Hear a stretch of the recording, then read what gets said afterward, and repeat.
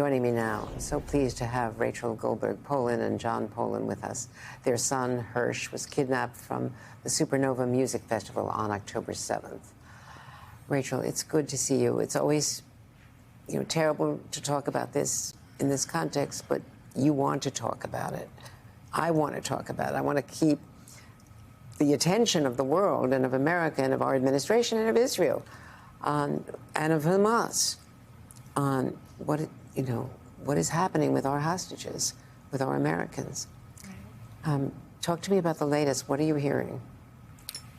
Well, unfortunately, we're not hearing a lot, although maybe that we always hope that when we're not hearing a lot, that still waters run deep and that there are still conversations and negotiations going on behind closed doors.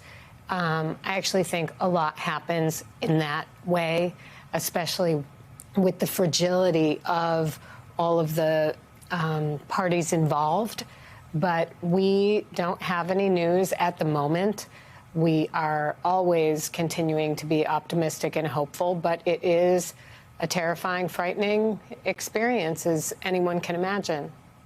It's been 8 months. It's been 257 days, as you signify. You wear these markers every day, John. How do you maintain the hope, the optimism that you and Rachel do about Hersh and his situation? So the basic answer is we don't have a choice. Being pessimistic just doesn't help us be productive. But there are always things. We find optimism wherever we can find it. I'll tell you, we're sitting here in Washington, Juneteenth today, went for a run this morning, and this city, you can't go anywhere in the city without it screaming liberty, emancipation, freedom. That is what this city is about. That is what this country is about. And I see the monuments, and I think there are still 120 hostages and the American 8 Americans.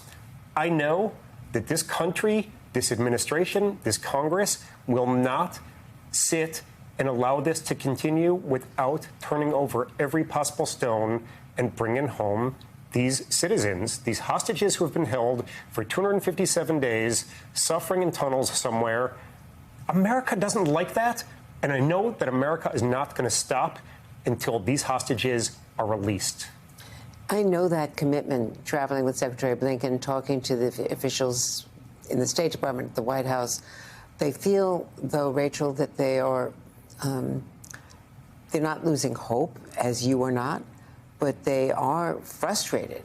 And you can hear the frustration in their voices, and I can hear the expressions with Prime Minister Netanyahu and the decision to keep going, to wanting to root out, eradicate Hamas, whatever that means. Getting Sinwar, the leader, of course, would be the prime goal. But do you feel it is now more important to get the hostages out and then deal with Hamas?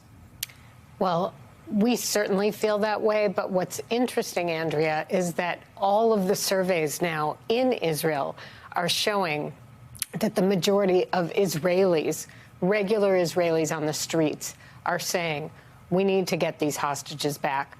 We have time to figure out what is down the road. And it's not just for the sake of these hostages, the 120 hostages who, as you well know, hail from 24 different nations and are Christians, Jews, Muslims, Buddhists, and Hindus. But it's also in order to stop the suffering of all the hundreds of thousands of Gazan civilians who are caught in the crosshairs. There is a real yearning and thirst for a cessation of the last 8 months. It's enough now.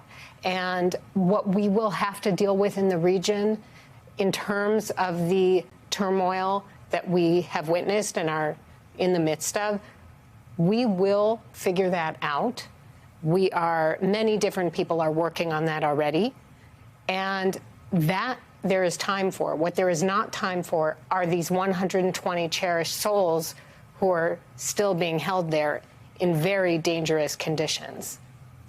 Rachel Polin Goldberg and John Polin, it's always so uplifting to be with you because of your hope, your optimism, your faith that this is going to work, and our faith that Hersh is somehow hearing you wherever he is.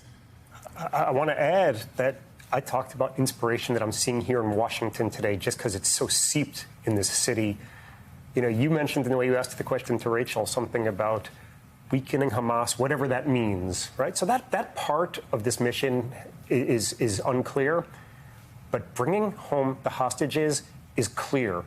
There can be no picture of victory for Prime Minister Netanyahu, for Israel, without bringing home these hostages.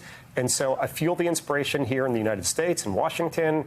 I know that the Israelis are now behind bringing home the hostages and will do whatever it takes. Something has to happen soon.